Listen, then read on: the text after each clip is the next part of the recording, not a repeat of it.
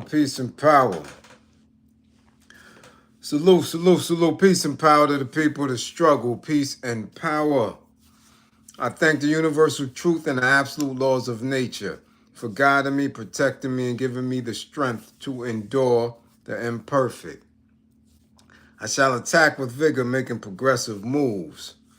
A divine mind knows, a divine mind shows. All things work in divine order. All things work in divine order. All things work in divine order. Peace and power to the people of the struggle. As you come on in, know that this is a safe space. Know that this is a space of learning and getting learned up. Know that this is a space of educating and being educated.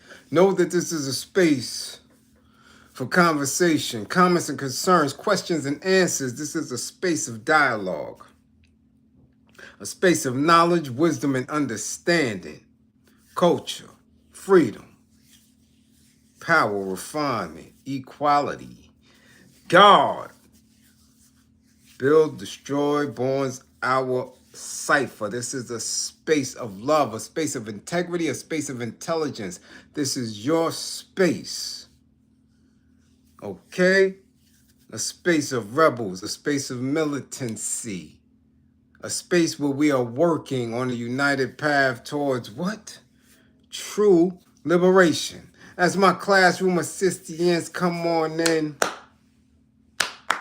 please keep all contact information in the chat for the duration and throughout the class. Please keep all funding information, hashtags, green screens, apps with cash, pals that pay, grams with money, unions that are Western. Okay? Red cups, blue cups. The pastor's cup, squeegee man pockets, jingle bells, Santa cells, God diggity dog, red buckets. Okay? The pastor's collection plate is the Hummer Fund. It's a war going on outside. Shit. Fund the war effort.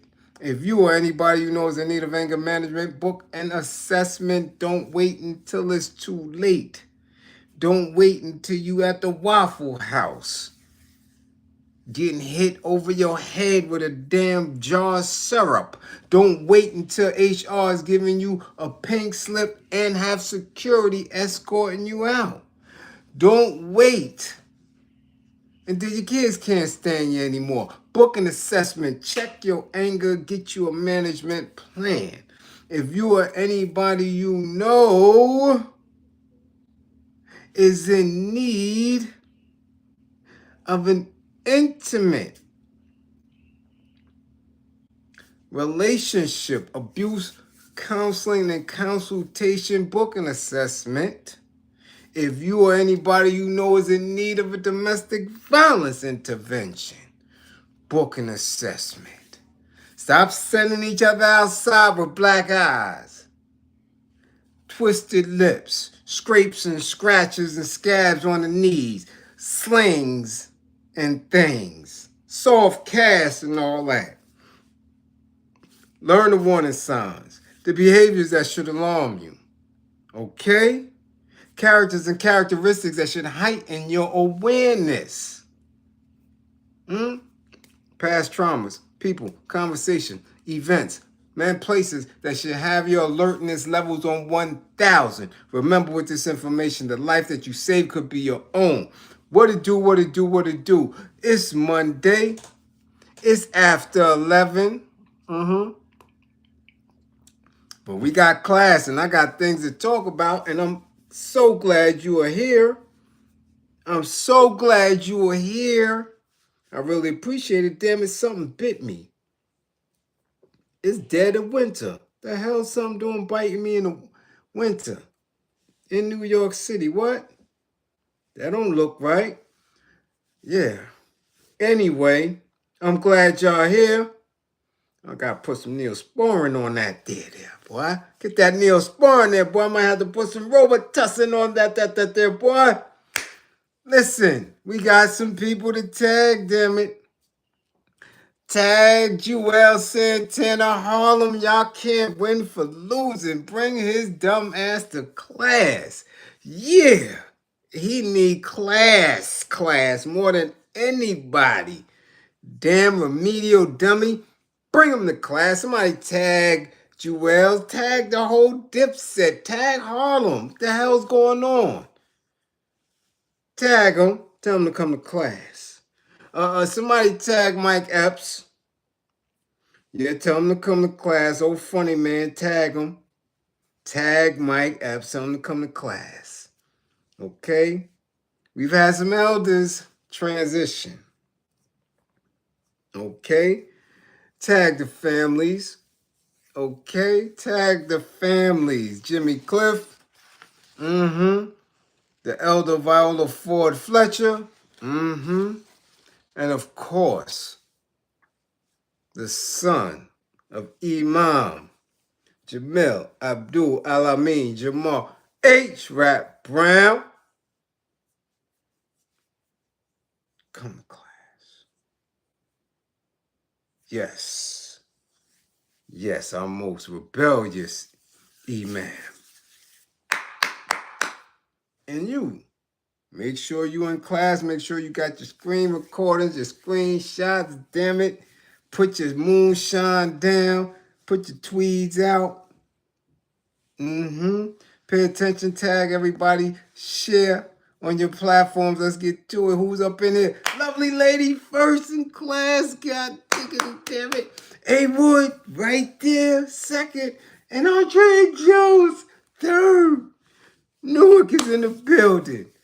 Uh-oh, the young and Tierra Green, what's going on? Hold on, damn it, hold on.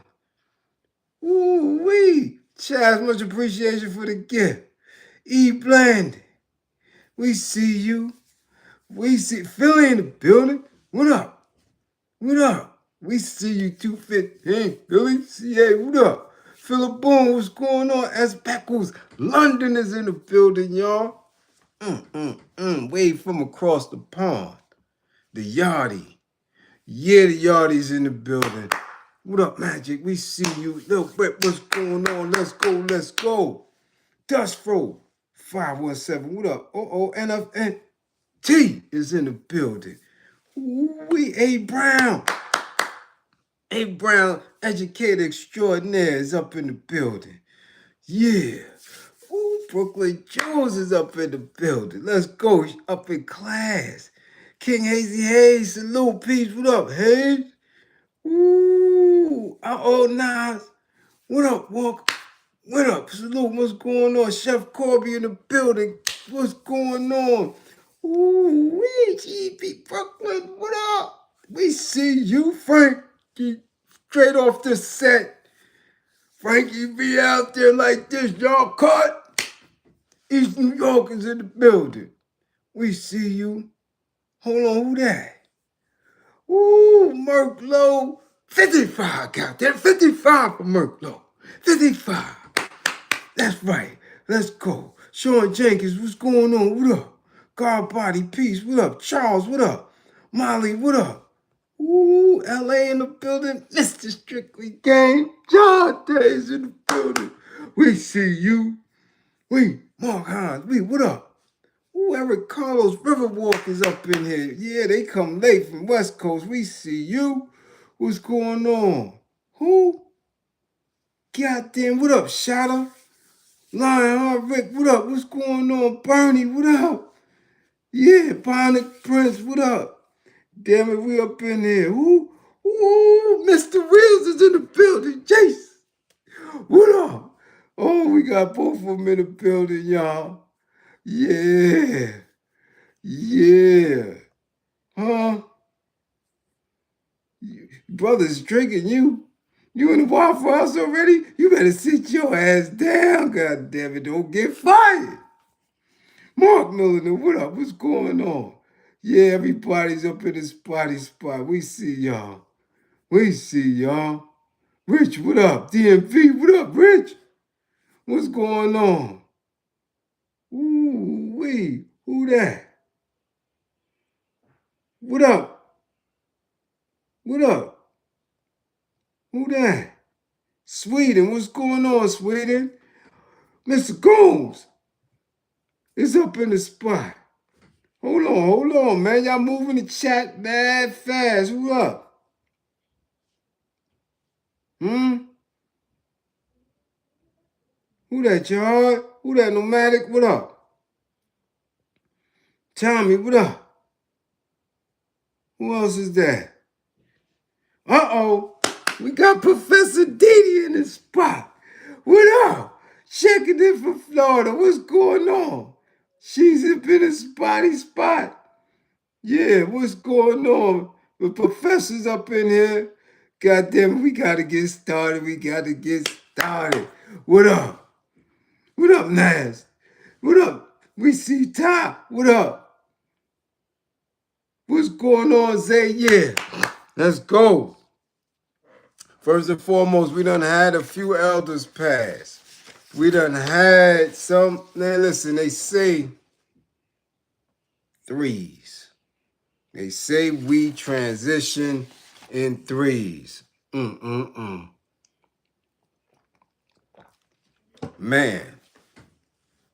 And I done had two this week, personal, two young women at that. Dear friends of my younger sister who transitioned. Oh, man. Watch them go. And when they that age, anybody, now, we got age. My sister has age, but that's always going to be my baby sister. So to hear her friends transition from health-related issues, it cuts deep because these are little girls to me, young girls. So Ronee, man, sweet Ronee, to her surviving sisters, her mama, to Monica and Tracy. Yeah, we send our deepest condolences in the universal strength of healing your way as you grieve, man. That hit deep. That hit deep. I'm serious. I am, starting to recognize as an elder statesman of a specific community, that, man, when you watching people and they off the count, you like, my goodness. It makes me work that much harder to, be as proficient as I can be in disseminating this information and being a very precise head of a class and an audience. Because, man, listen, man, like that. Angel, what's going on? Terrain, what up? What's going on? Neef Buck, what up? We see y'all. Yeah, it gets deep. It gets deep, man. So, again, we have to be about our business. We really do. We have to make an attempt to remain as balanced as we can be mentally, physically, spiritually, emotionally. So, in this space where we have had these three, heavy figures to many of us transition within the past couple of days, we have to step up. I'm serious. There's no looking around for leadership. As I told you all, leadership rests in us. Leadership rests in you. Because these people have put in that necessary work. They've done everything that they were sent to do. Now we learn from that. And in learning from that, we have to become a manifestation of that. Okay? So first and foremost, because, I have, as of recently, become more and more aware of what happened with the Tulsa Race Massacre, and their push for reparations. The survivors push their images, you know, and how they were moving around in mass media has had, you know, a lasting effect on me. I for this particular group of individuals, we can connect to that in much more of a tangible sense than we could when we're speaking of our enslavement in the 60s, 17, 18, 1900s. We can connect directly with Tulsa because as she just transitioned, you know, many of us still have elders in our family, right, that have reached 100 and more. So when I saw this, I was like, oh, wow, what was in her that allowed her to keep pushing after living through something like this as a child? It gives us no excuse at all. So, Ms. Viola Ford Fletcher, the oldest living survivor of the Tulsa Race Massacre, passed away at 111 years old today. Her grandson, Ike Howard, let it be known through the media. Okay? He says she had a beautiful smile on her face. She loved life. She loved people. Okay?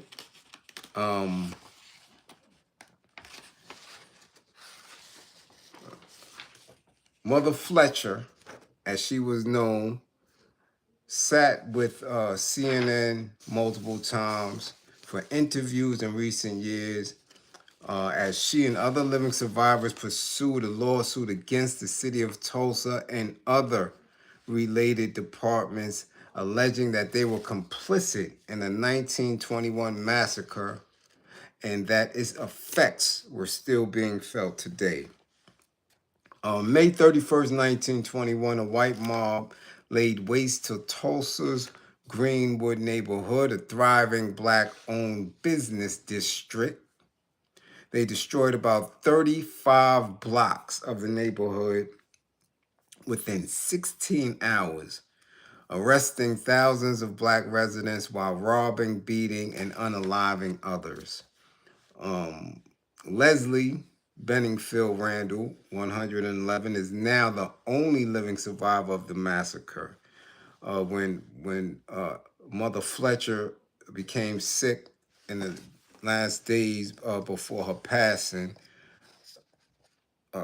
Randall sent her a message through her granddaughter to the Fletcher family saying she was sorry it was happening and that she loved her. So that bond still was there, right? Like I tell you, most of the individuals who come to class or who surround me, my closest confidants have been people who we were in elementary school together. I tell you all the time when you see the name Derek O'Neill, that's been my buddy since the 5th grade. Okay? That's my workout partner. That's my confidant. And you see others join the chat when I'm saying we have, you know, Professor Didi Ford is up. We were in the same class. So you sit in a space of learning, of growing, of educating, right? Of being educated, of going through experiences, you know, within your community, and those experiences travel with you. We don't know the connections when we're that young and how important they're going to be later on in life. So for these two women to still, you know, be holding each other down at 111 years old, man, and can speak to us, right, about the cold callousness of the heart of the old phase, that was learning lessons. However, a lot of us missed the lesson, and I mean, a lot of people who are close to them may have missed those lessons. I take their lessons literally. Okay? So I learned from the research of Tulsa the way I learned from any of what they have done to us and are still doing to us. Which is why I have zero compassion, empathy, sympathy for these palm-colored people. I don't want shit to do with them. This is a consistent reminder of how they get down at any given time. These are the same people, and we have to recognize that so we don't remain the same. We shouldn't be docile or forgiving. No, we have to grow because they won't. They've proven that. They haven't grown in 2,000-3,000 years. Therefore, we have to pick up and grow. And our point of growth now is having little concern for them, little engagement with them. Break those ties. I mean, shit. Y'all quick to quit each other over some bullshit. I've seen men walk away from whole families. You know what I'm saying? I've seen women walk away from whole entire families for bullshit. But y'all still holding on to morals and values and jobs of these old phase. Man, listen, we have some learning and growing up to do. We have some learning and growing up to do. A lot. A lot. So may Mother Fletcher, you know, now that she's transitioned, may her travels with the ancestors, you know, give her grace, give her peace. All right? Now, next, Jimmy Cliff. Not too much that we can say about Jimmy Cliff that most don't already know. Have to be one of the greatest musicians, writers, composers, men of our time. Transition today, 81, octogenarian. Salute.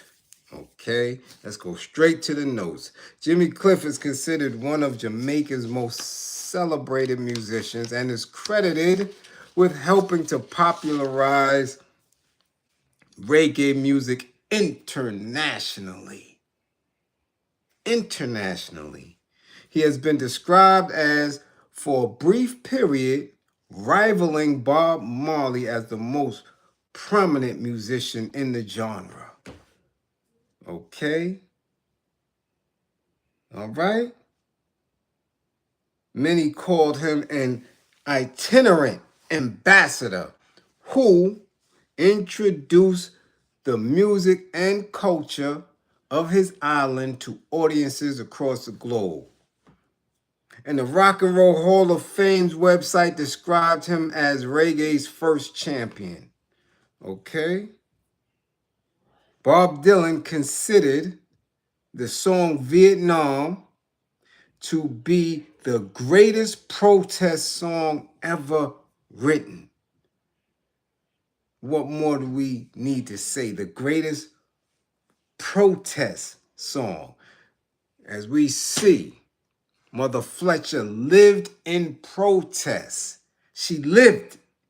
She survived the Tulsa massacre and lived in consistent protest, demanding reparations until the day she transitioned. Jimmy Cliff wrote one of the greatest protest songs ever. He was nominated for the Grammy Award 7 times and won 2 Grammys. Both wins being for Best Reggae Album. He also received the Order of Merit, the country's highest honor for arts and sciences. Okay, now this is something. Cliff was briefly a member of the Rastafarian movement before converting to Islam from Christianity.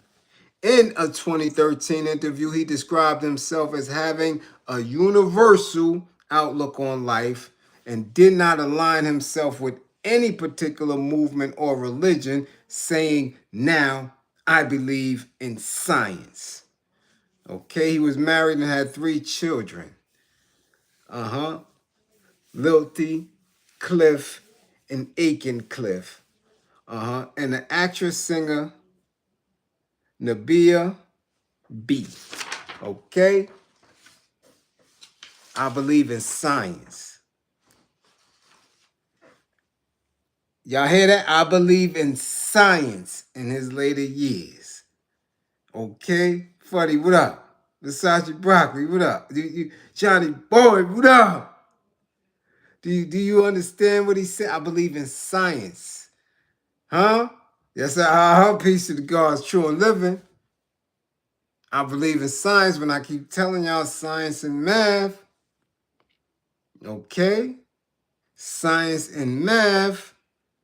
That is what the universe is composed of. Equations, explosions. Okay? Protons and electrons always cause explosions. Science and math. You get it? Okay.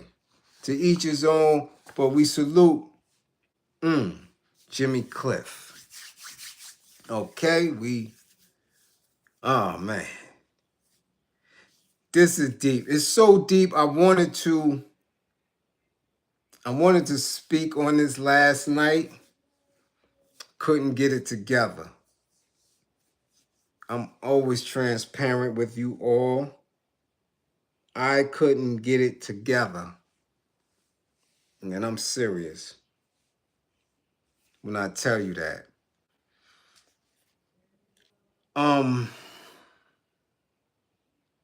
For various reasons. There are people who I have a shared experience with that resonate deep with me, resonate deep, because I can sit in the pocket of their experience and make an attempt to really truly understand them and listen to them. That's one of the things I dread the most, is that I'm here and nobody's listening to me. And that I'm here and nobody follows through. So I have a very, very keen way of listening, absorbing what somebody is telling me, and moving on it. So when I'm reading and I'm researching and going through our figures, none affect me more than those who have been incarcerated, and incarcerated for putting in specific work. Nothing. No one. I don't care who you are, what you've done.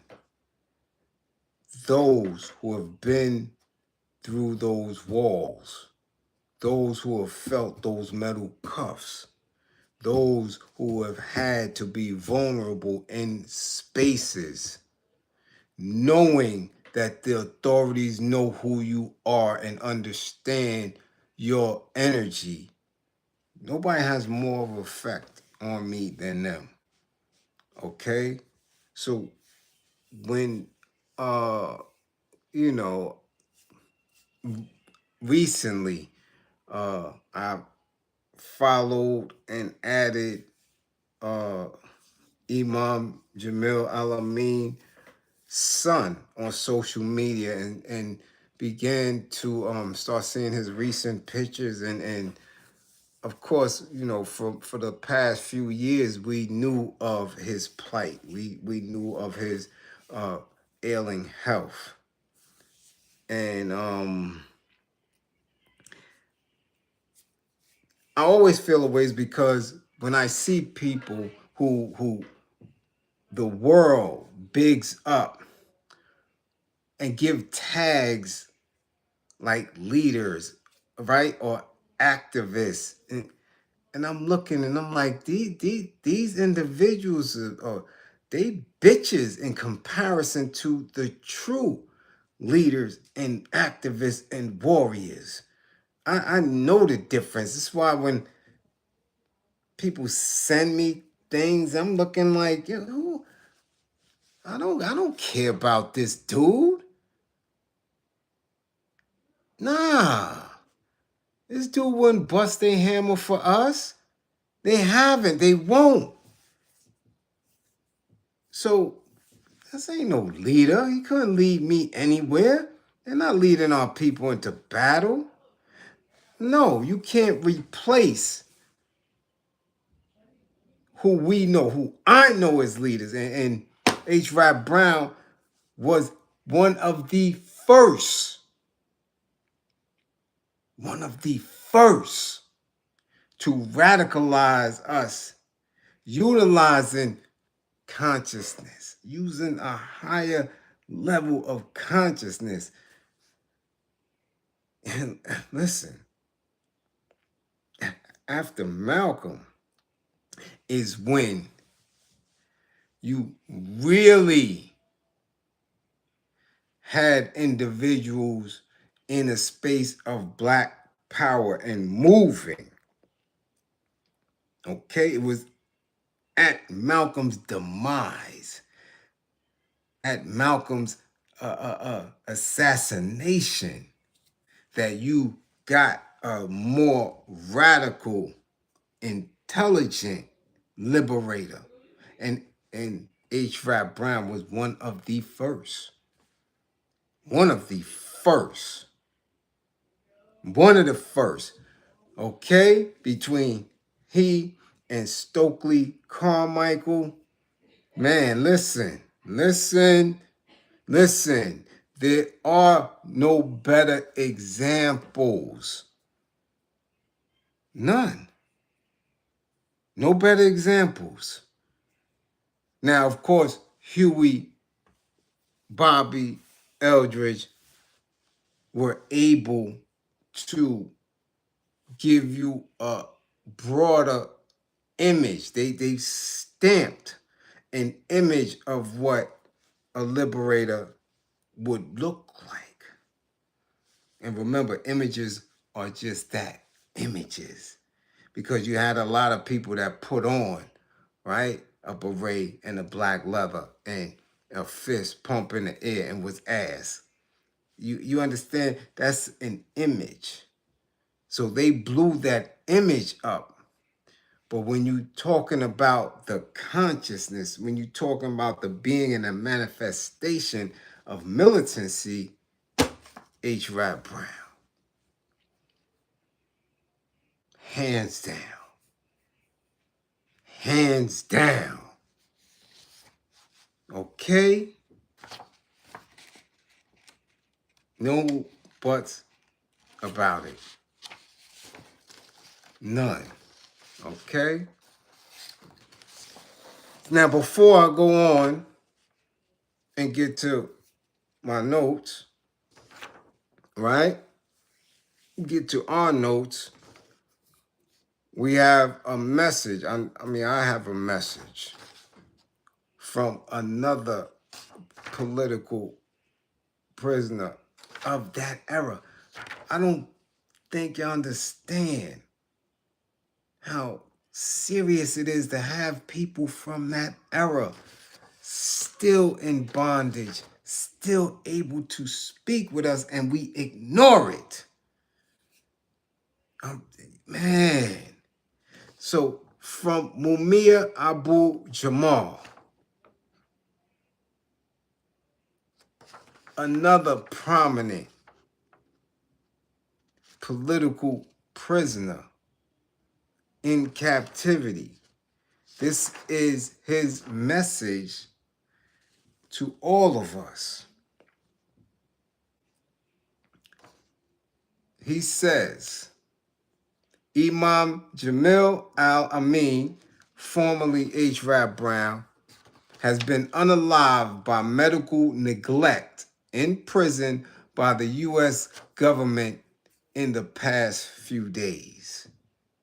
We are working through the Jericho movement and other U.S. political prisoner movements to prevent the same for hundreds of explicit U.S. political prisoners and millions of colonized peoples held by the mass incarceration state established by the 13th Amendment, formally recognizing U.S. slave labor, formally reorganizing U.S. slave labor from kidnapped Africans into Jim Crow prison labor. The ultimate consequence of all this will be the creation of a global AI robot labor force and the mass extermination of the vast majority of currently colonized peoples, over 8 billion, by liberal democracies. Begin to fight back via the solidarity economic networks. In the next coming weeks, join us for the March for Mumia from Philadelphia to Frackville, PA. Salute. Now, when they print like that, and they being very specific with the language, this is intended for us to take these statements literally. Literally. Now, you can play with it. You can ignore it. You can be in this class as a mannequin and just listening and not internalizing and knowing how it affects you all you want. You could do it. But man, I tell you, what was your ass if you don't have the heart and mind to push through? As we can see, these are, we've been through it in class. These are no longer conspiracies. I already told y'all, you passed the conspiracy theory phase. That shit was in the late 90s to the 2000s. That shit done. You've been past conspiracy theory. You are in what they are doing in actualization. That's what this is. Actualization. And as my comrade Jonte say, y'all been performative. You just performing. You're acting in a role. You want to wear consciousness. You want to wear woke and wear this melanin skin, as that means, or if it means that you bout that action. And you don't have to ever front for me. I know you're not. Because we would see it. We would hear it. There would be more of a push. There would be more of a pull to pull away from these people.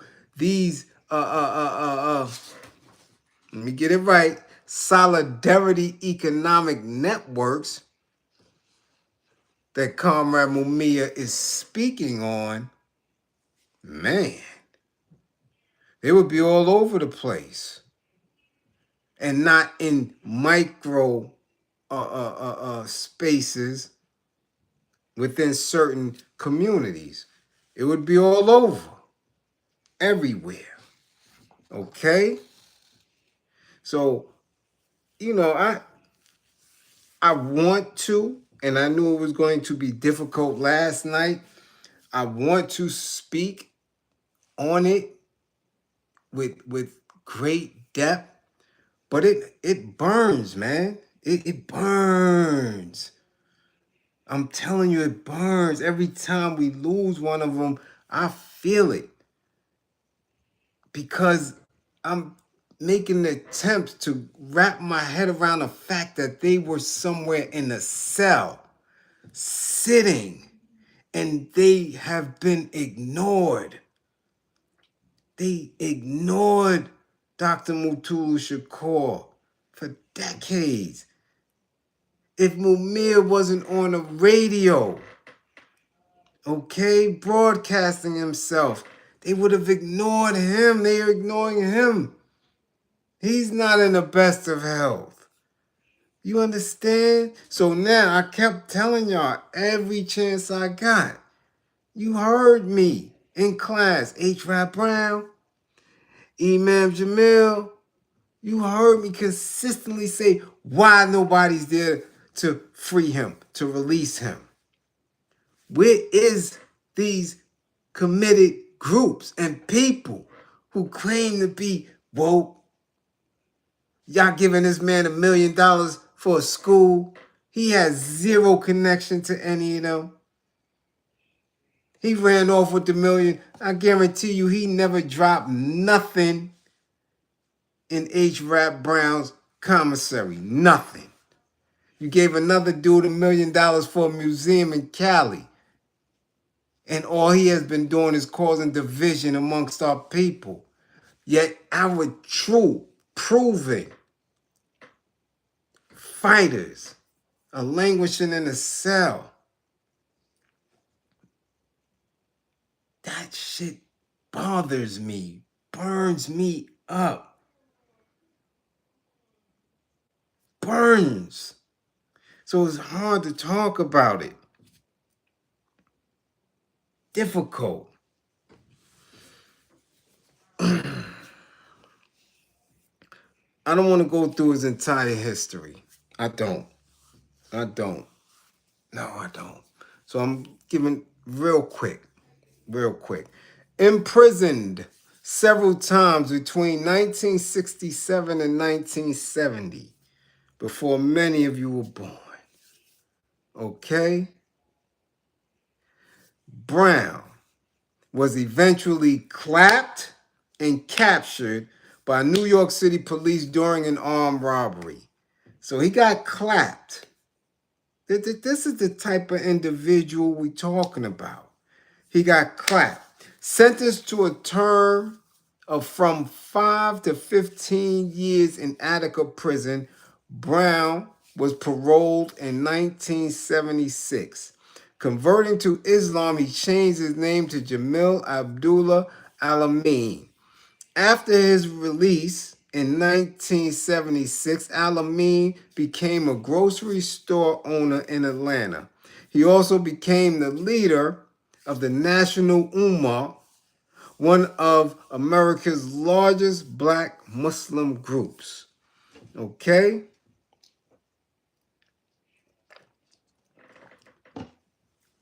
In March 2000.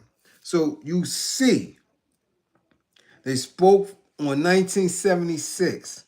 So you talking about 80, that whole decade of the 80s, the 90s. He was virtually ignored. Okay? Virtually ignored until March 2000. Hold on, let me get to this question. Okay? Why do you think Brother Al-Amin didn't leave this country? It's sad that he was set up in his later years. To be honest with you, from what my elders relayed to me and through my research, I believe many of them who were able to dodge life bids didn't see a space for them to run to go to live peaceably. And people always ask me that, like, well, where can we go? Where should we go? And what about Pan-Africanists and being part of Pan-Africanist movements? And when we look and truly analyze our position, right, in this geopolitical space, there's nowhere that is untouched by the palm-colored people. Nowhere. Nowhere. They're everywhere. And a lot of individuals who ran during that time in the 70s and went to different countries, right? You don't know how they live over there. You don't know if they're truly protected or if in later decades, these governments and these agents gave these freedom fighters up. We don't know. We don't have a clue. And there's no better space for you to fight than in a space you're familiar with. Like I'm not me. I'm not going to the West Coast to fight. That's not my element. That's not my lane. I don't know the terrain, the language, the lingo. I don't know anything. I'm out of my element. Just like I would never bring one of them over here and expect them to fight. They out of the element. They don't know. You get tripped up. He was comfortable in this space. You talking a man who's been politically active since the 60s. Legally. He knows the law. He is of this. Where you going? Where you going? Like I tell you, I can't stand going out of town, traveling state to state and county to county, and you don't know what's going on in these counties. You don't know. I'm trying to get to where I'm going as quick as possible, man. Don't be bullshitting, right? And I'm still haunted by reading Asada and her distinctly saying, I know that I shouldn't have been on the turnpike that night. That shit resonates. I don't read and not digest. That's not something that I do. I'm talking about that shit because I've been one that was consistent. I used to get pulled over in Jersey all the time on the turnpike. And any one of those times could have been my last. Any one of those. So, you know, when you get a certain awareness of who you are, what you're doing, what value you have, yo,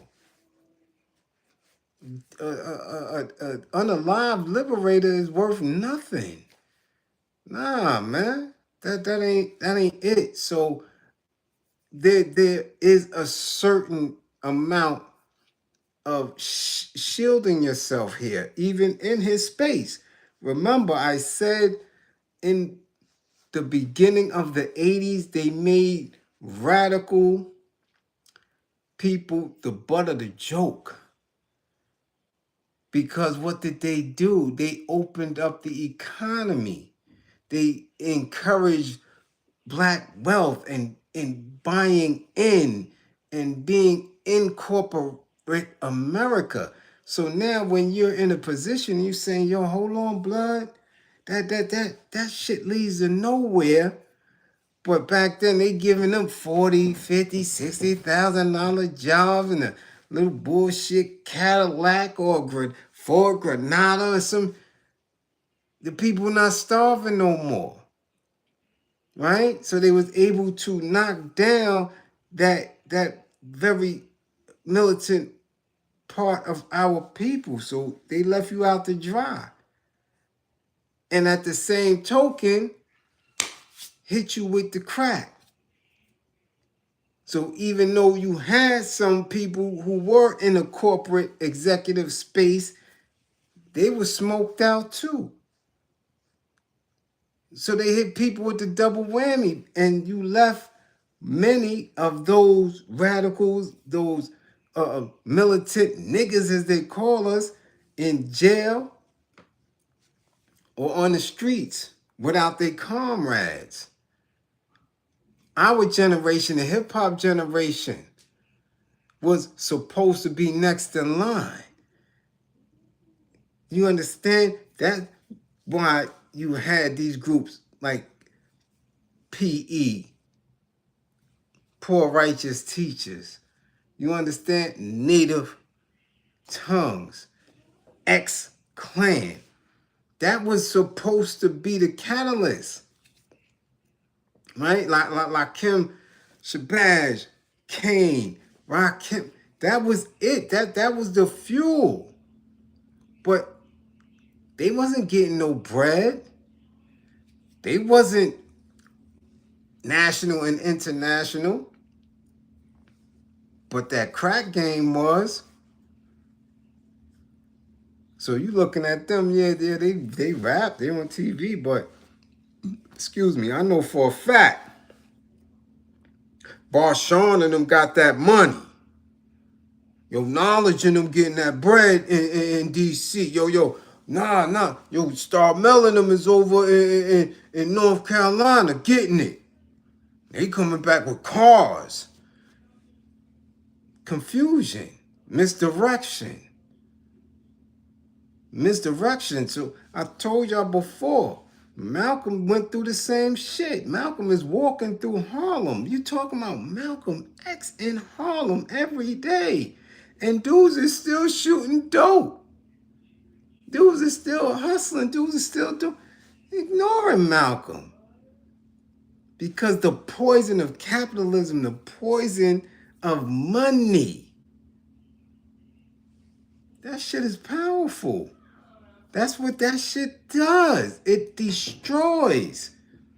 So it got people in a space where you can't tell me shit. You not in the latest wares. You not in the biggest cars.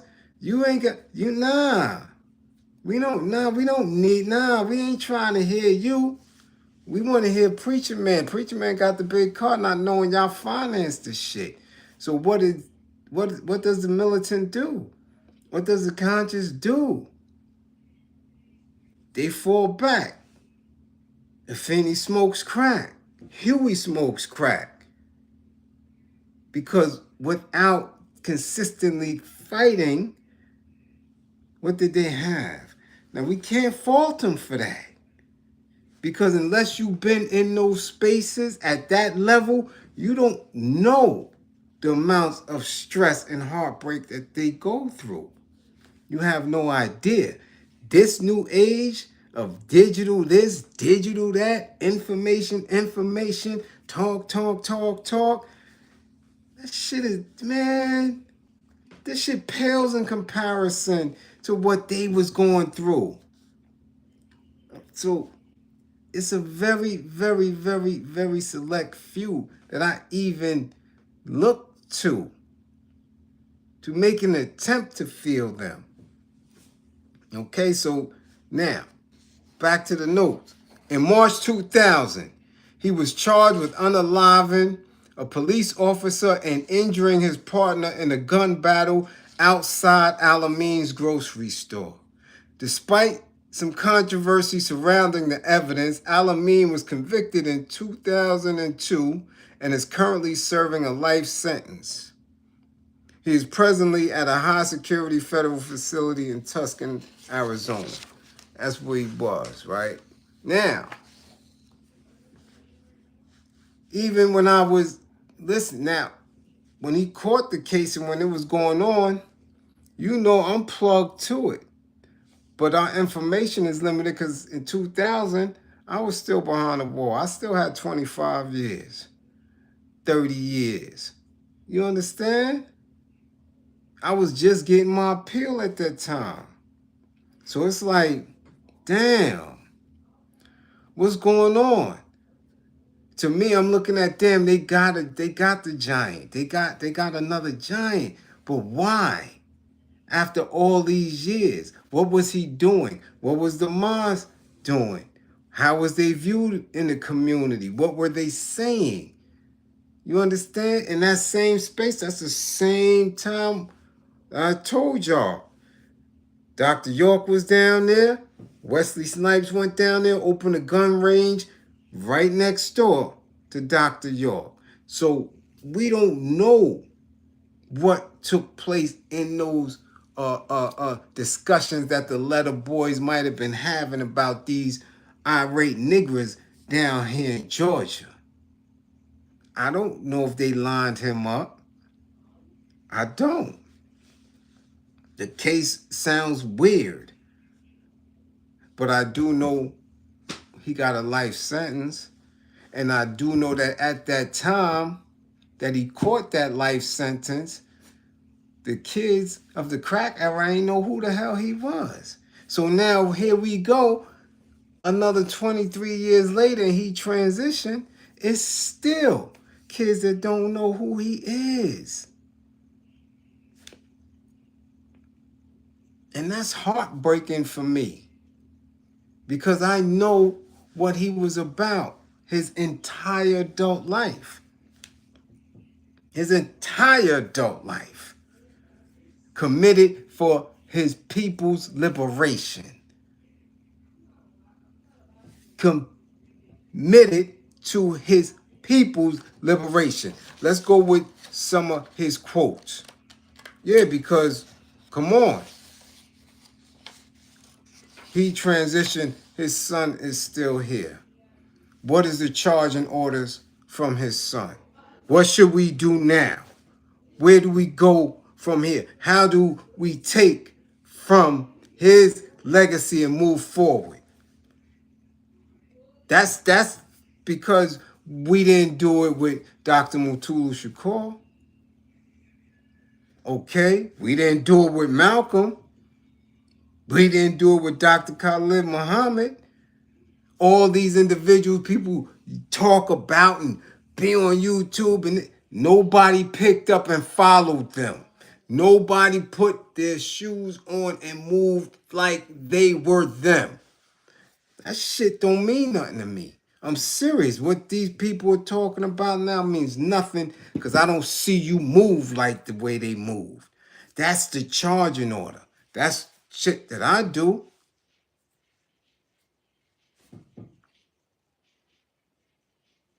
Okay? So let's go get to some of his quotes. When you understand your obligations to the Creator, then you can understand your obligations to society. Violence is a part of America's culture. It is as American as cherry pie. How many times you heard me say that?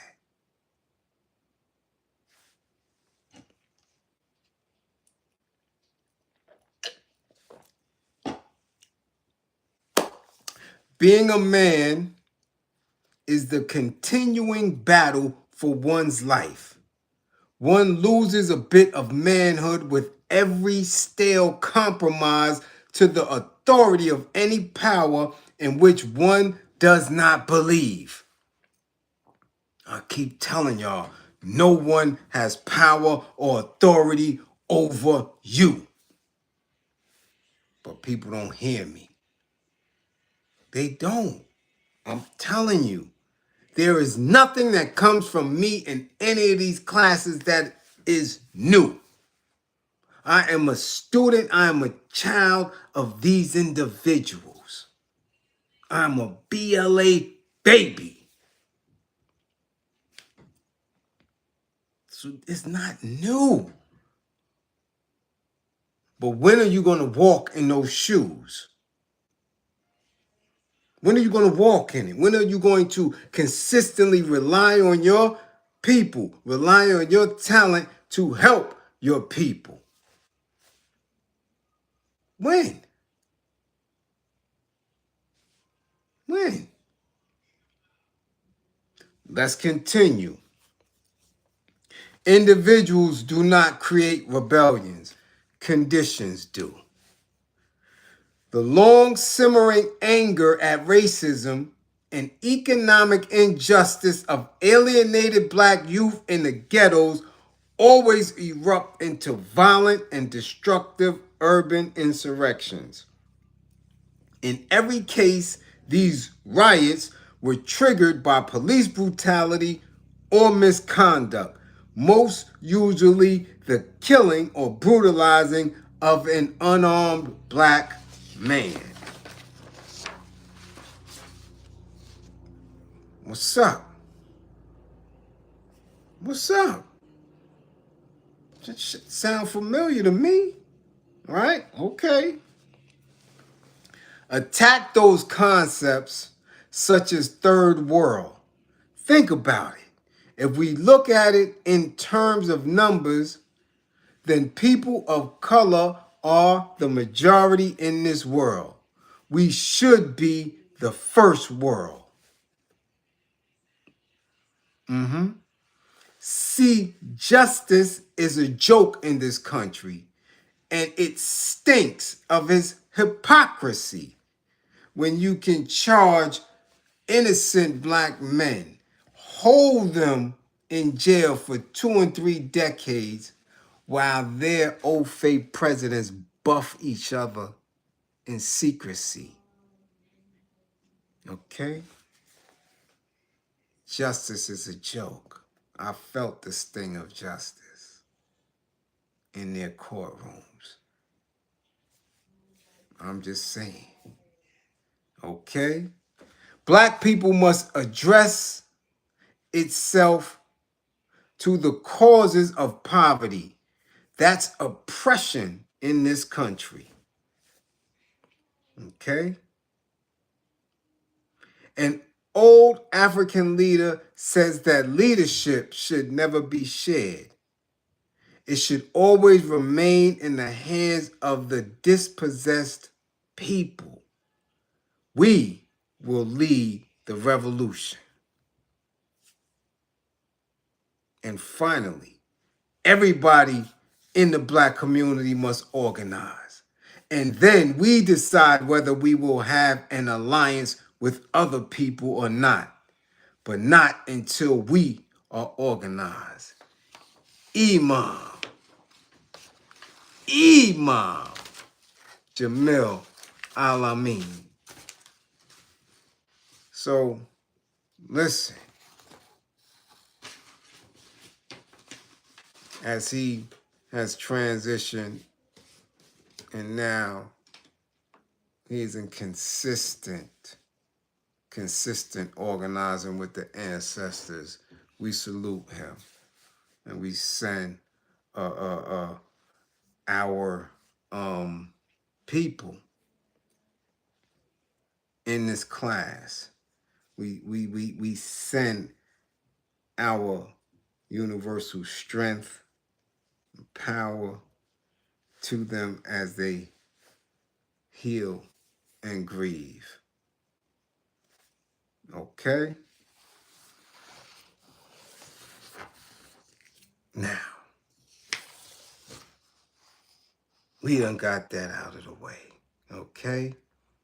We done took care of that. It's 12:08. We got a little bit of time left.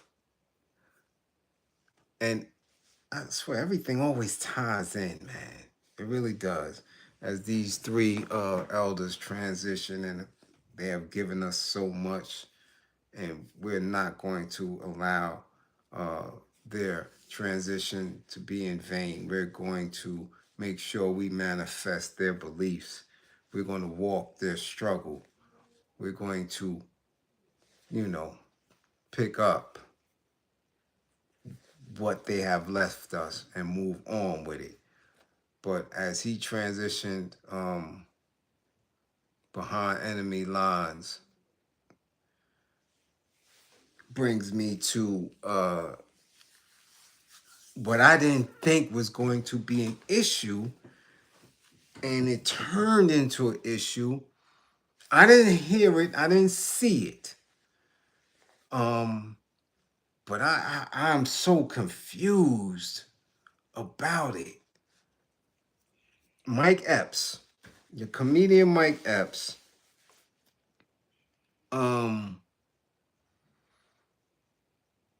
I believe I saw the statement. Made a statement. I want to say it was with Guillermo, because that clip's been running, him and Guillermo, in this interview they had. The clips are viral. They broke up this interview. But in the interview, I don't know if that was with Guillermo or if it was another recent one where Mike Epps said that individuals coming from jail shouldn't be celebrated. And when he said it, I didn't really think anything of it because it's true. You know, and all of a sudden today I'm seeing clips of him apologizing. And I was like, wait, whoa, whoa, whoa. And he spoke on not meaning to have offended anybody and that he's been, behind bars and, maybe he should have worded it different. And I'm like, oh, whoa, whoa, whoa. I was thrown. So I'm going to put my statement out here right now. So y'all can do whatever you want to do with it. But I'm looking and I'm saying, what is he apologizing for? And to who? And to who? Niggas shouldn't be celebrated. Coming out. I don't care if you did a decade, 2, 3, 4. What the fuck is the celebration for? What is the celebration for? I've said it several times. Stop acting like these dudes is coming back to the street to do something grand. Stop putting the camera in their face. Because recidivism is very, very, very high. Very high. And the majority of these niggas without any type of support going right back. So I'm trying to figure out who was offended. Where was this, because these moments, these viral moments and these things supposed to have legs. And I didn't see any commentary or comments saying that he was wrong and coming at him. So it must have been whispers from, I guess, dudes who are connected to other industry dudes. You understand? And could get to his ears. Because I'm going to tell you, I did a decade. Ain't no celebration when I come home. None. None. I came home quietly. Nobody knew I was home. I stuck in discipline to what I had to do for parole, maxed out, and got on my job.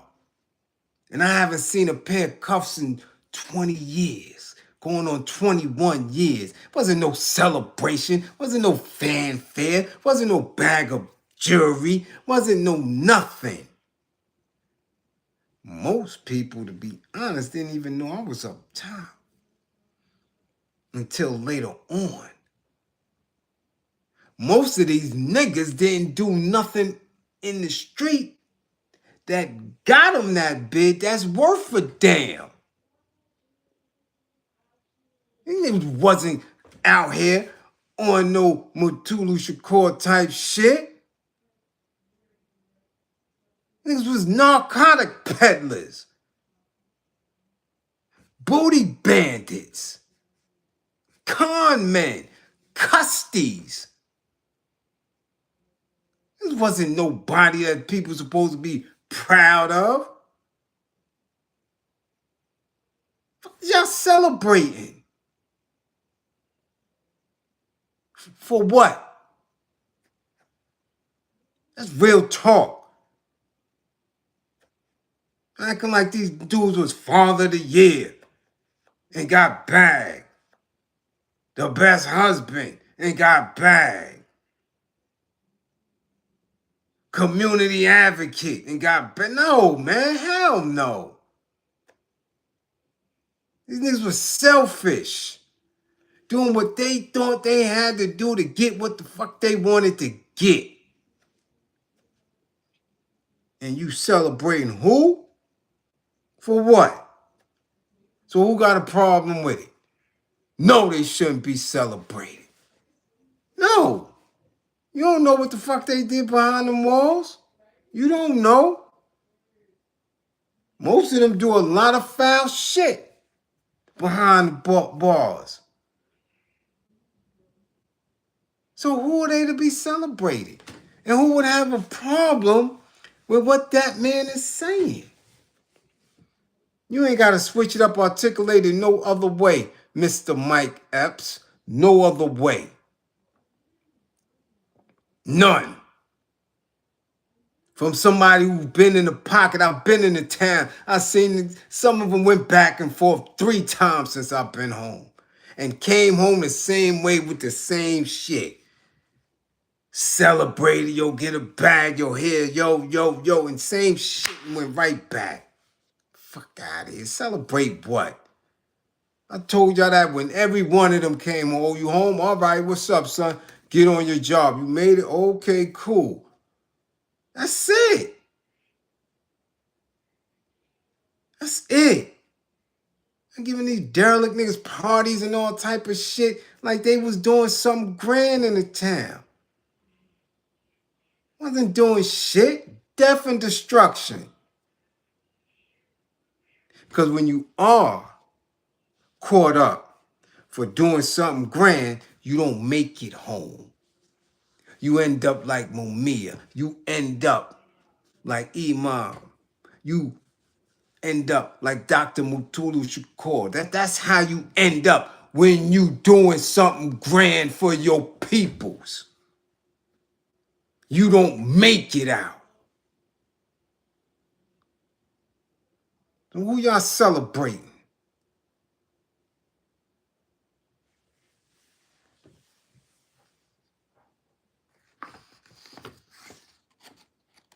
Shit is crazy. I was thrown by it. I'm like, what is he saying? Why is he apologizing? Who is he apologizing to? Who did he offend? Who felt offended? And then asked them what they went to jail for. Ask them. You offended. Who?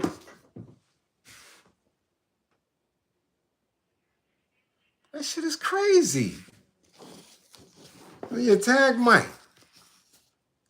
If I could get it directly to him, my god sister could get it right direct to him.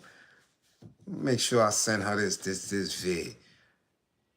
Get it right to him. Y'all got the wrong people in y'all ear, man. And that's the shit that get me tight. Because I keep telling you, don't nobody listen to Bliz. A lot of this shit'll be straightened up and straightened out. Derelict niggas, they come from behind the wall. They did 25 years. So the fuck what? So what? Now what? What you got for the community? What do you have? Who are you? You did a quarter, so what? Now get to work. The fuck is we doing here? Anyway, let's move on. Cause that's that ignorant shit. Let's move on. Let's get to this next dummy. The world's dumbest rapper. Juelz Santana. We gotta, that's his title. That's what we do in class. Get these titles. The world's dumbest rapper, Juelz Santana. You got to be the dumbest little nigga I ever seen. Yeah. Yeah, we blaming your mama. We blaming your community. We blaming your team. Because that's the dumbest shit I done heard in a long time. Dumb. Y'all can stop sending to me. I think about 25 of y'all sent me the clip. I seen it. Y'all know I saw it. He said that little kids, that young kids, that the youth don't need to know how to read. You dumb bastard. And that's because your mother kept telling you was cute. Oh, my papi cute, papi cute.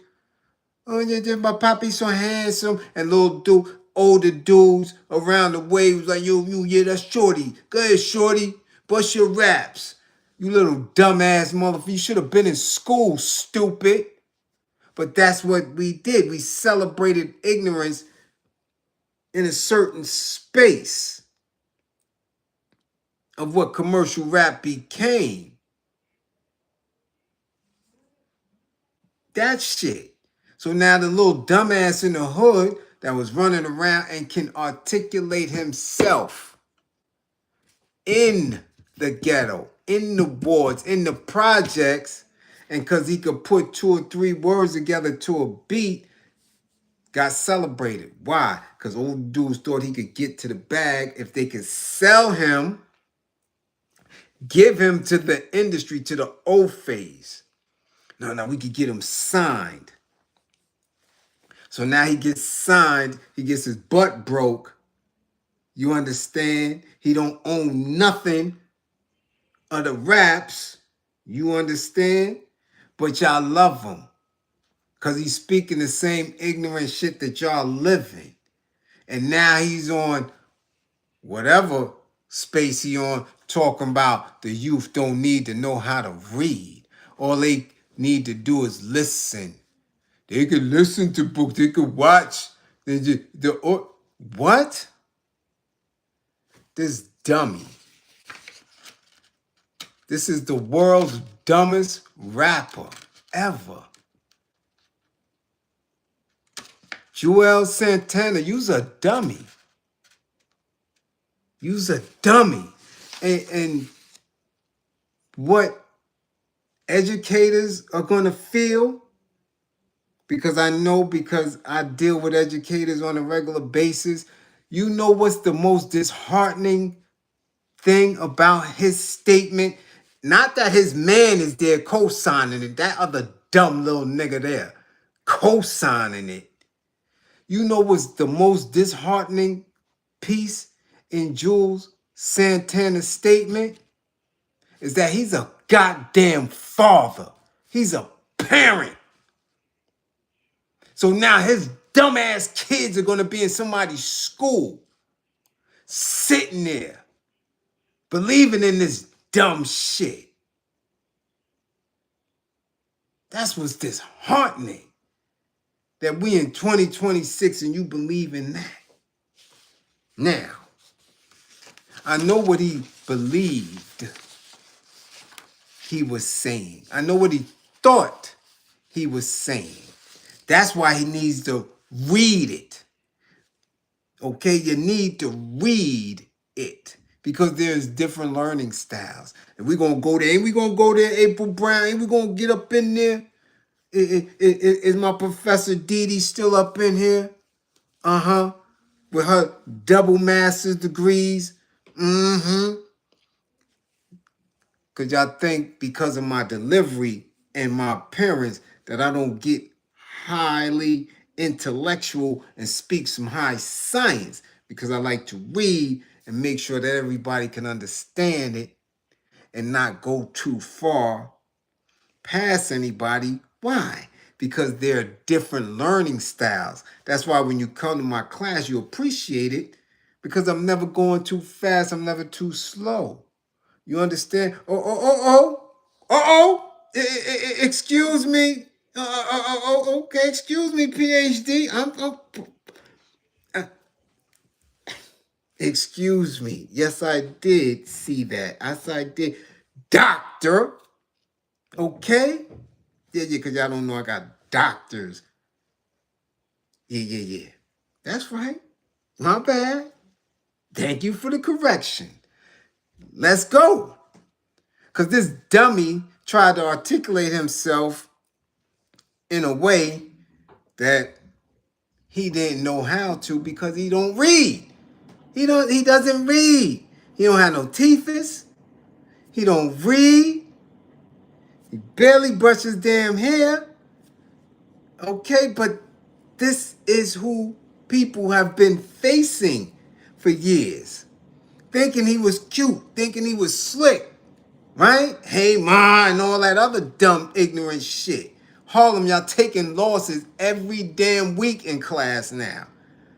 Every week. So now let's get to it. Because what he was talking about is auditory learning, which is a learning style.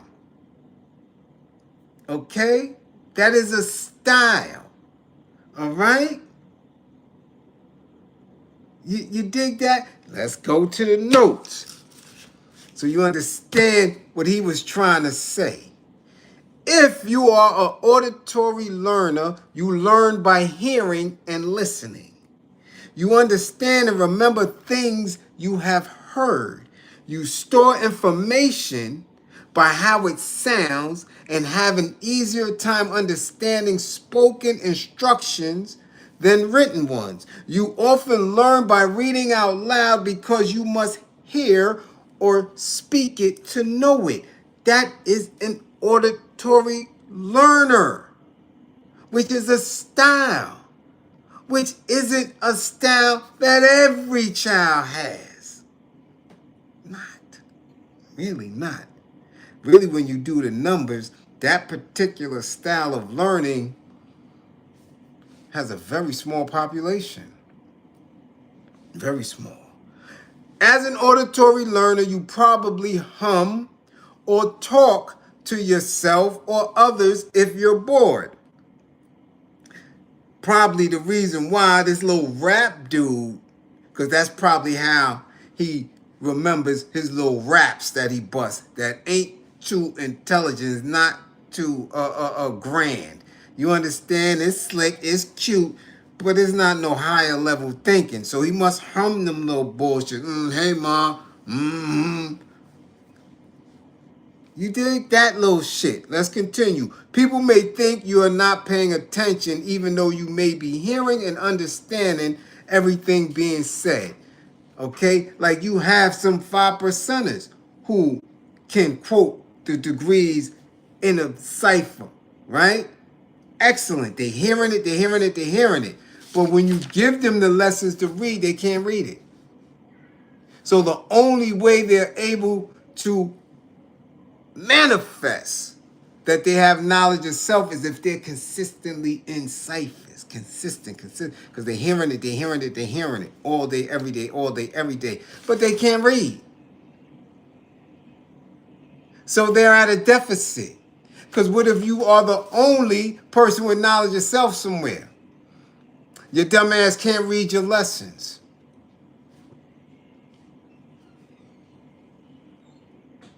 You understand?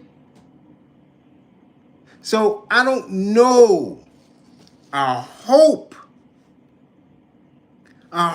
that's what he was making an attempt to say. And even in that, it's still wrong. You talking about that, and then he said they just need financial literacy. What the hell you think literacy is? Wait, what literacy? What do you believe that is? Yeah, definitely. Yeah. Still functioning. Yeah, illiterate, right? So let's continue, because I want you all to be clear on where he could have been getting it from. What what he heard in his small spaces of being sober. You know, because he smoked that shit too. You understand? So let's continue. The concept of learning styles traces some of its origins back to 334 BC when Aristotle theorized that every child possesses specific talents and skills. After Aristotle recognized children had these differences, the concept of learning styles formed. Okay, and researchers began developing their own theories. If you don't understand, Juelz, rewind this shit. You understand? Because you don't want to read. So you might have to listen a few more times. Okay? Let's continue. One of the most widely adopted theories was developed by Neil Fleming in 1987. Fleming developed the acronym. Do you know what an acronym is? Juelz, you know what an acronym is? Huh? Okay, I don't know. The acronym is VARK, VARK, which stands for Visual, Auditory, Reading, and Kinesthetic.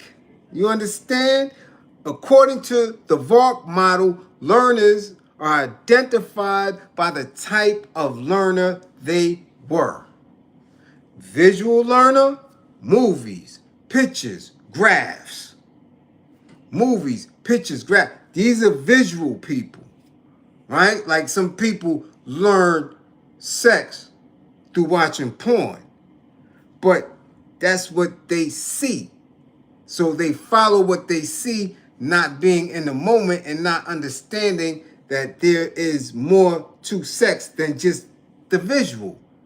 So they're at fault, right? They can go through what they see, but not be engaged in it. That's why you have so many that believe in pain and you doing something. Not understanding the dynamics of, because they're not learners. They didn't read about women. They didn't speak to women. They don't know.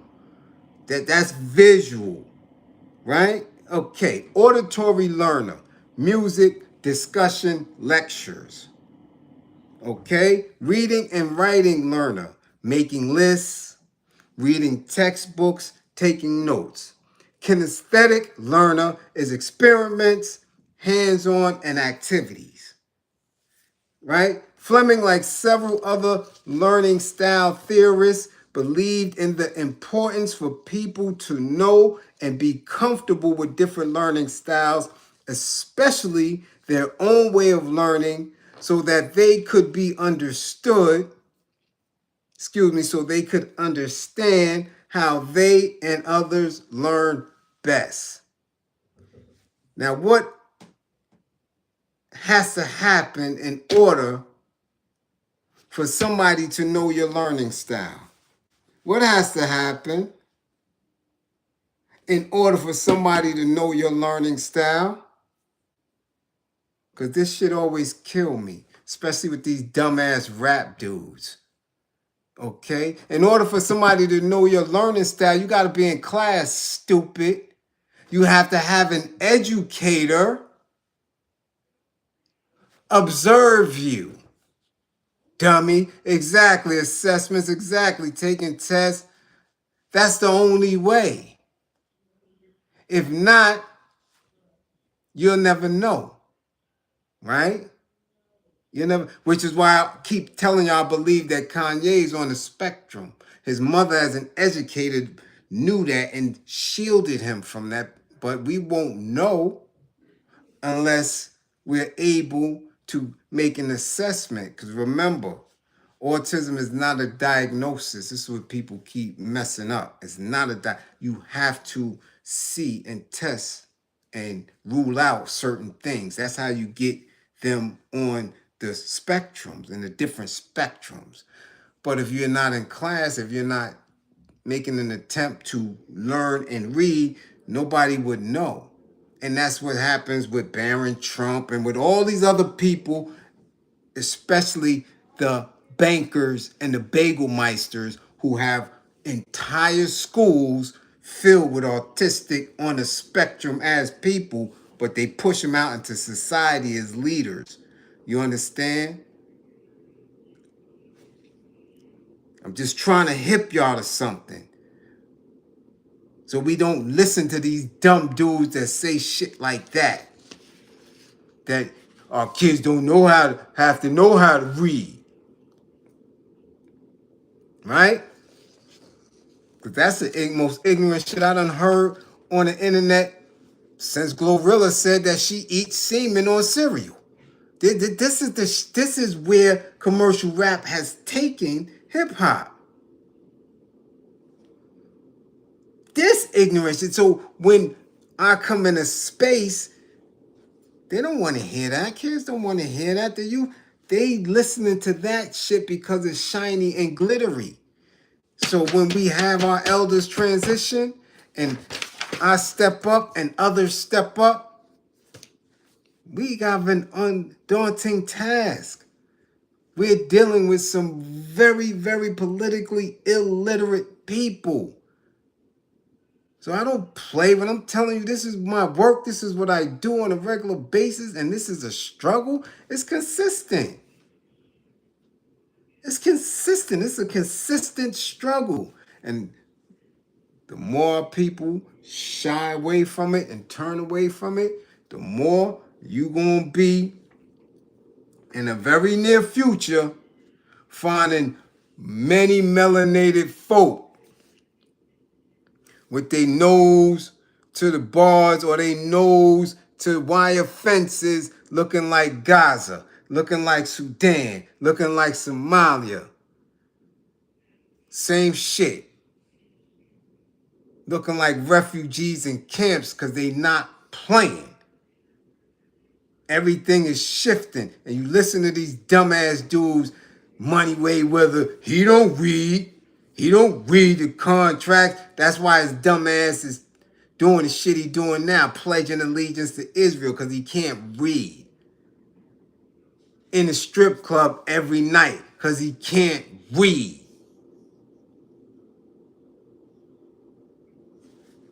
Now, as I always throw little jewels out, you dig?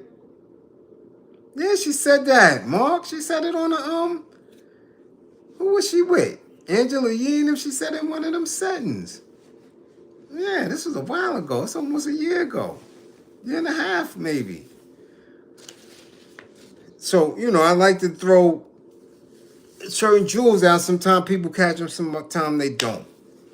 I always tell y'all about Paulo Freire. I don't know if y'all got hip to it yet and picked up the books, but you need to. We're in a very different space now, especially when you're talking about dudes who's telling our people that they don't have to read, telling our kids that they don't need to learn how to read. All they need is science and math.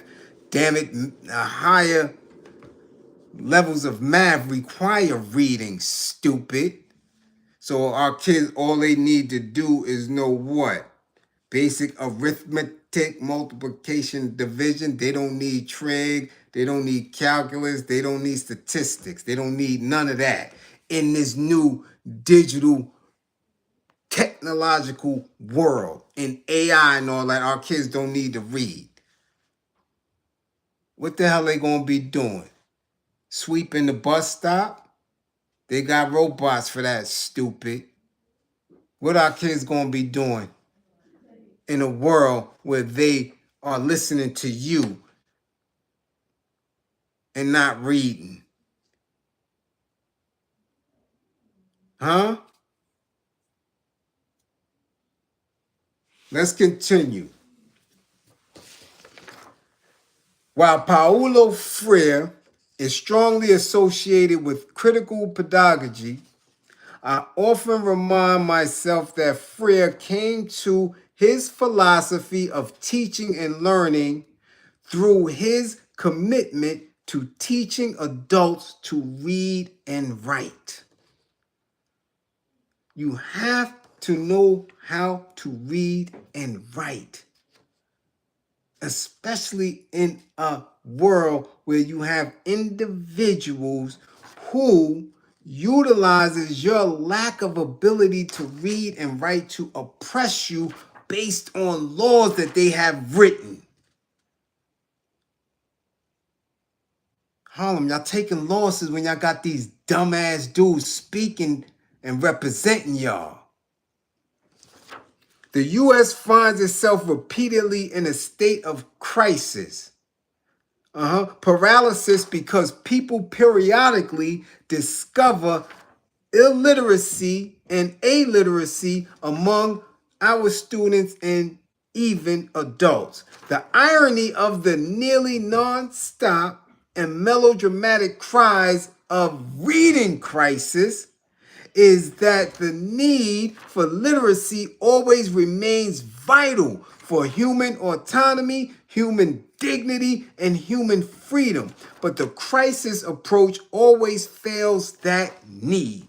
The problem is that the public fears around illiteracy and illiteracy are often overly simplistic, and then calls for solving the reading crisis are equally simplistic. The current reading war, driven by the science of reading movement, is once again repeating that failed dynamic, notably by claiming that the simple view of reading is the current and settled reading science. And it isn't. It is, oh my goodness. Man. Huh? You reading your book? That's what I'm talking about. That's what I'm talking about. Don't ever let somebody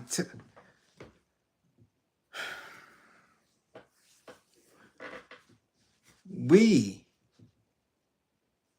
were unalived when we knew how to read. You understand that shit? That our ability to read stop the bullshit? How can a man in 2025 say some shit like that? How? And stand firm on it. Dead serious. You can listen now. Okay. Okay. You let a mechanic work on your car. A mechanic that can't read. You'll let him work on your 2026 car. You'll let a doctor who came up through the ranks as an auditory learner cut up on you. Okay. You, Juelz Santana, I guarantee you caught that big because you had a lawyer that couldn't read. I guarantee you that. And you stayed with that little funky broad and had 3 kids with her. I bet she can't read neither. Guarantee you that. Yeah. Because that's some dumb shit. And again, the scary part is that y'all got kids. Y'all parents. Juelz got 4 kids.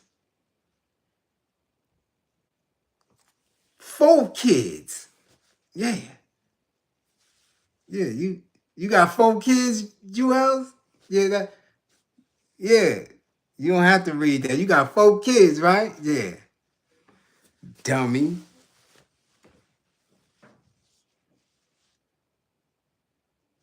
All right?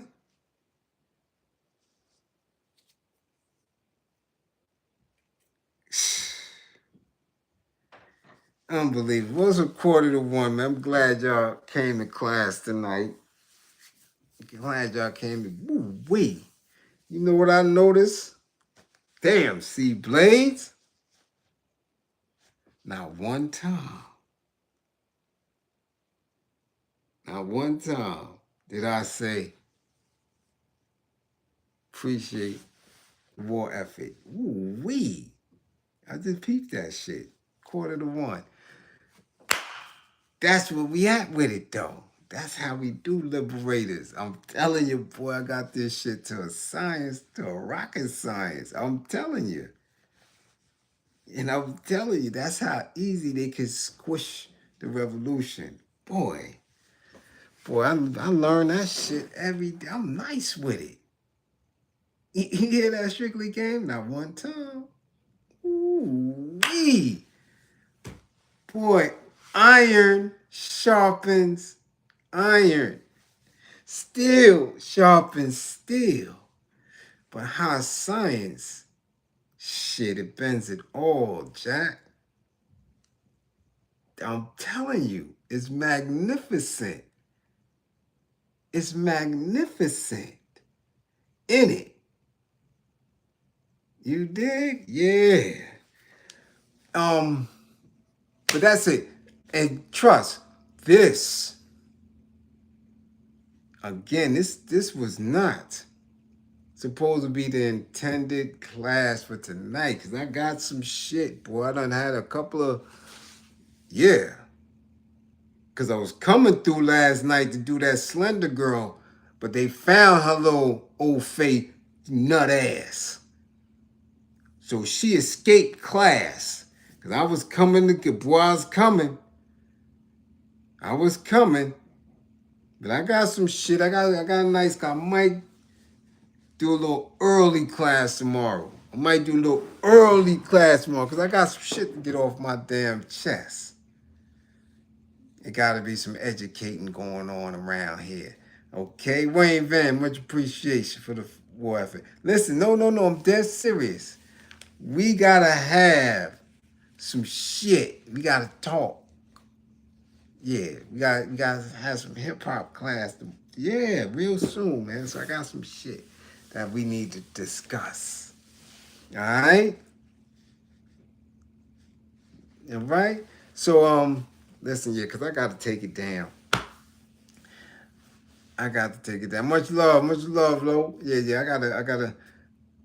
Shit, this people be asking me. This is my average bedtime, regardless if I'm in class or not. Because if I'm not in class, I got sessions and all that. Yeah, and I'm up, right back up. Yeah. Okay, but I gotta do it. I have to do it. I had other things to do today. I had to do the laundry. I had to go to the city. I'm running around. So again, I appreciate those who came through and listened and learned and shared and grow the class. I'm telling you, bring your cousins, bring your uncles, bring your aunties. Shit, bring your granny. Yeah. Tell her to come on through. There's a few of them in here any damn way. Come on, Granny. Get some of this learning. You know, them grannies be telling me I look like Nat King Cole. So shit, come on through. I'll take that. Yeah. I'll take it. God damn it. Yeah. Okay. Yeah. Shit. Alright. Yeah.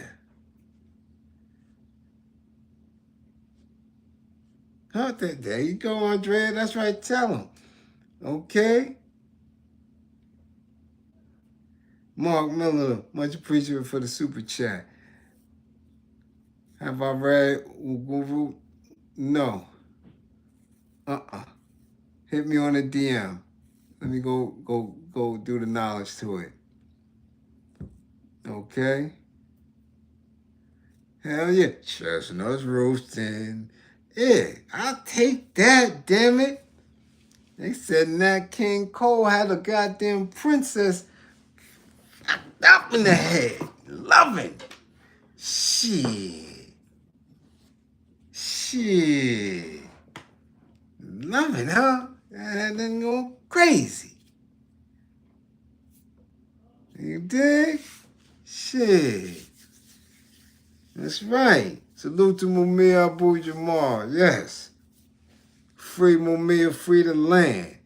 Let's do what we do. Remember, come back to class with all 10 fingers and 10 toes. Be safe out there. It's a war going on. People getting clapped every day. Okay, remain militant. Move in the highest militancy. Control your anger. If you up under here, you understand? If you up under, get your sessions in. Frankie, much appreciated, Frankie. We see you. What's going on? Guard your mind. Guard your mind. Okay? Guard your mind. Don't believe in me. Believe in my belief in you. Remain of the highest intelligence. And, you know, F them old phase. We ain't got nothing for them. They ain't got nothing for us. They presidents is doing freaky things to each other. I don't know how y'all could ever look at an old fade the same way again. Ever. Ever. Nasty bastards. And look, if you have anything, any type of entrepreneurial, anything you want to barter, any project you're working with, put it in the chat. Make your connections. This is what we have to do. Build each other up. All right? Build each other up. Hell no, I don't like them old phase. Not one single bit. I don't trust them neither. Not one single bit. Okay? And 55 gang. Get y'all grades up.